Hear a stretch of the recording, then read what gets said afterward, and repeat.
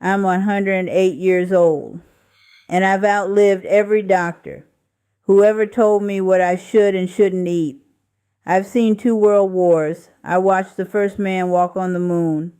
I remember when televisions were a luxury, and now people carry computers in their pockets. But after more than a century on this earth, I've learned something strange. Most of what people believe about healthy food today is completely wrong. You see, when I was young, nobody talked about calories, diet plans, or miracle supplements. We simply ate real food. And today I want to share the 7 foods I've eaten almost every day of my life. The foods that kept my body strong and my mind clear for more than 100 years. But be warned, some of these foods are the exact opposite of what doctors used to tell us. My name is Hattie Mae. I was born in a small wooden house in rural Georgia. Back then, life was simple. No smartphones, no fast food restaurants on every corner, no diet gurus telling you what to eat. Food came from the earth, vegetables from the garden, eggs from the chickens, milk from the cows, fish from the river. And people didn't obsess over health like they do today. Yet somehow they were healthier, stronger, and many of them lived long lives. Over the years, I've watched the world change. Food became faster, cheaper, more processed. And strangely, people became sicker. So today I want to share something simple. The foods that kept me going for more than a century. Let's start with the one that always shocks people. Coffee. Yes, good strong black coffee. I've had a cup every single morning since I was 16 years old. Now I remember when doctors started warning people about coffee. They said it would raise your blood pressure. They said it would damage your heart. They said it would shorten your life. But here's something funny. I'm still here, and many of those doctors, well, they aren't. Today, scientists say coffee is actually full of antioxidants that help protect your cells. But I've always followed one rule. Drink it black, no sugar, no flavored syrups, no chemical creamers, just real coffee. The second food is something children naturally love. Berries, blueberries, blackberries, raspberries. When I was a little girl, my sisters and I would walk behind our house where wild berries grew along the fence. We would fill small baskets, but most of them never made it home. We ate them right there in the sunshine. Back then we didn't know anything about antioxidants or polyphenols.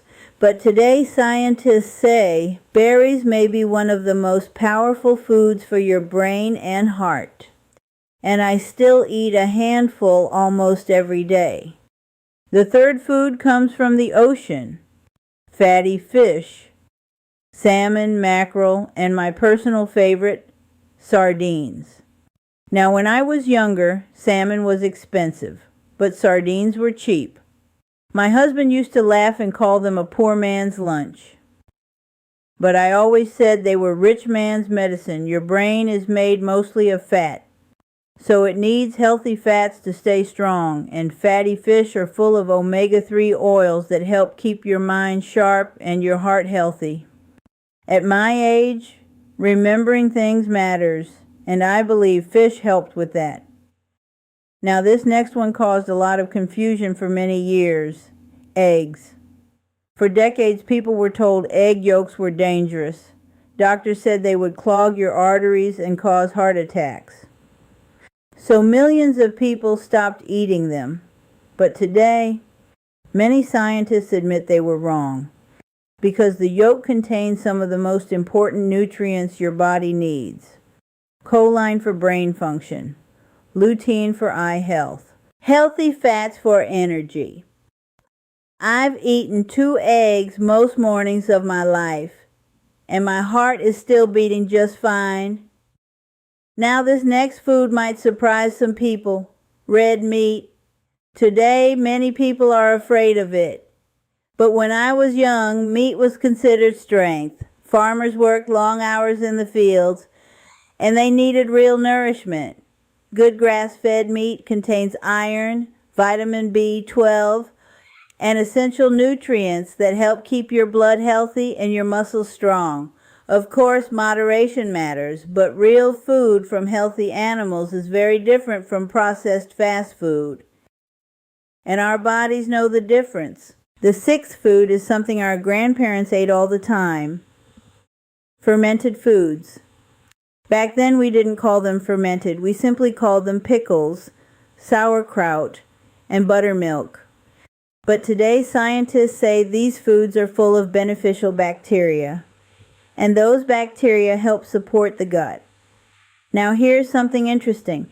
Your gut affects almost everything in your body: digestion, immunity, even your mood.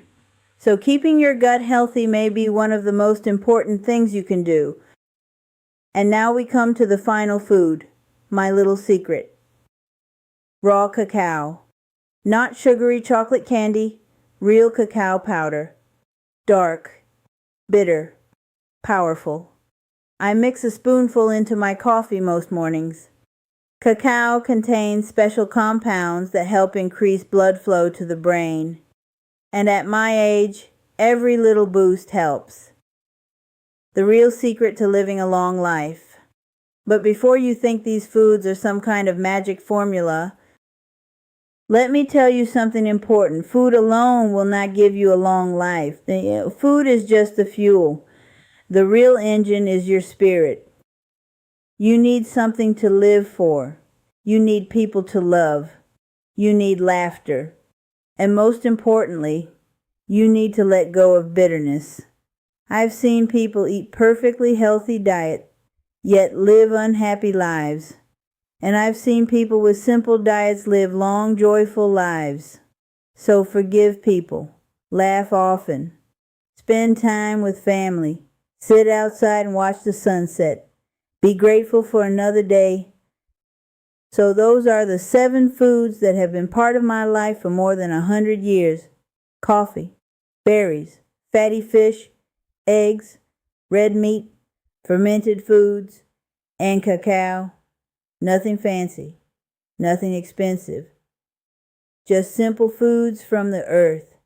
Maybe they helped me live this long, maybe they didn't.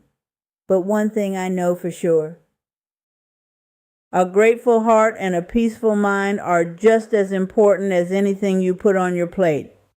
And now, if you'll excuse it's time for my morning coffee. Thank you for listening.